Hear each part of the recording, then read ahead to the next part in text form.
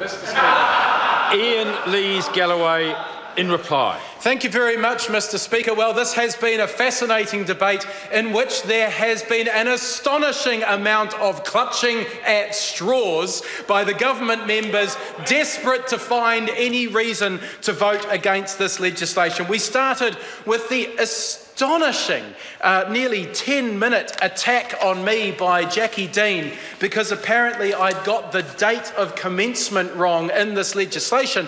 The minor detail that Jackie Dean overlooked was the fact that this bill was drawn from the ballot in November 2013, and that is well in advance of the last election, and the standing orders say I can't amend the bill after it's been drawn from the ballot, but that's not a big deal to Jackie Dean. But I wondered, how could a member come up with such an illogical argument? And then I remembered, Jackie Dean, this is the one who was taken in by the dihydrogen monoxide hoax. So Jackie Dean hasn't learned a thing from embarrassing herself in the public in the past and demonstrating her ignorance, and once again she's been able to demonstrate her ignorance this evening. So I want to address some of the comments made by Chris Bishop and also by David Seymour. Chris Bishop and David Seymour both raised examples in the past where other parties have indeed been able to bring people in by virtue of the one threshold rule. That he noted Jim Anderton and suggested that the Labour Party did a deal with Jim Anderton to help him win Wigram.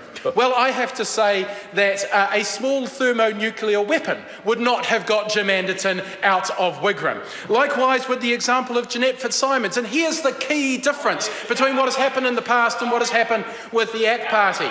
Yes, Labour has sometimes in the past said, look, you've got a choice between the Greens or the National Party. We're out of this race, so you've got a choice. Either vote for the Greens or vote for the National Party. We're not particularly fond of the National Party. We suggest you get in behind the Greens. The key difference is National should win Epsom every time.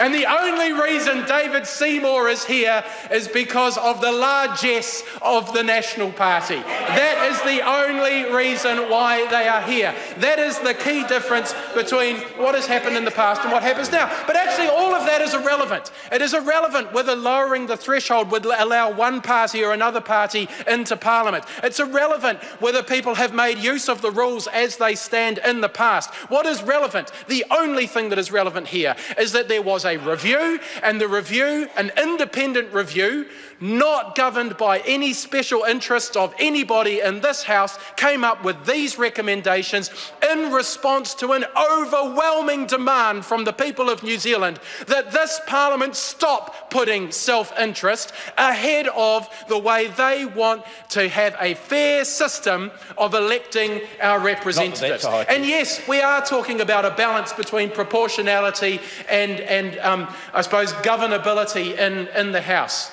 And that's why the recommendation was made, get rid of the one seat threshold and lower the party vote threshold to get the balance between proportionality and governability right. But sir, again, I want to address what David Seymour said, where he said that this comes from the German model, where the German model was worried about ethnic representation. And I wonder how much ethnic Epsonians need to have their representation guaranteed in Parliament by having the ACT Party represent them. We do have a desperate shortage of straight white men in this House, and thank goodness that through the one seat threshold, that ethnic representation of Epsom has been able to be represented by David Seymour and Rodney Hyde in the past. That's the truth of that particular argument. What we have heard from the government is a lineup of spurious arguments, idiotic attacks on the opposition and clutching at straws simply to divert attention from the fact that they are voting against this legislation tonight because they have an interest in maintaining the one seat threshold and maintaining the coattailing so that they can get an unfair advantage in Parliament. That is the only reason why. And they are not listening to New Zealanders. They are completely out of touch with what New Zealanders want. They have put their own self-interest against thousands of submissions, an independent review, and promises promises that were made by the National Party that they would make the changes that this bill seeks to implement. Sir, they are full of broken promises, they are full of silly arguments, and they will rue the day they voted against this legislation. Order.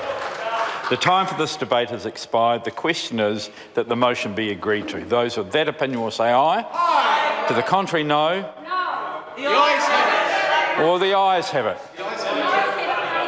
Party vote called for. The clerk will conduct a party vote. New Zealand National. 59 votes opposed. New Zealand Labour. 32 votes in favour. Green Party. 14 votes. New Zealand First. 12 votes in favour. Māori Party. 2 votes opposed.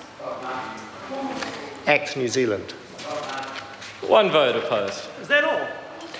United Future. 1 vote opposed. Order. I just want to remind members of what happened to the last member who was caught interjecting during this, and I'm sure the member who interjected then would like to stay for her leader's speech.